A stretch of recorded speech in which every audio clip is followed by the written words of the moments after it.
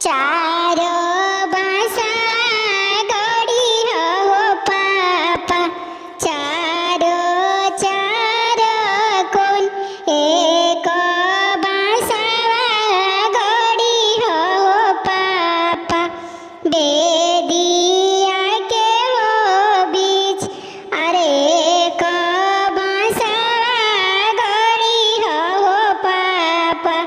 बेदिया के बीच चारो जाजिम बिछाई हो पापा।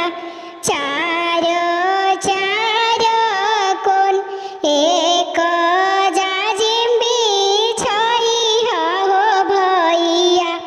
बेदिया के बीच अरे एक जाजिम बिछाई हो भैया।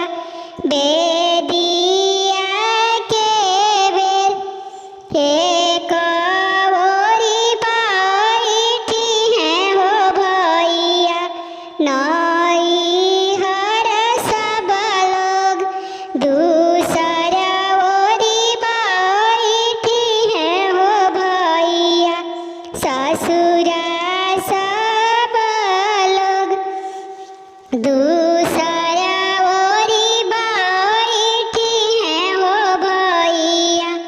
ससुरा सब लोग बिचावा बैठी है हो भैया। सुंदर दुल्हा हो भैया।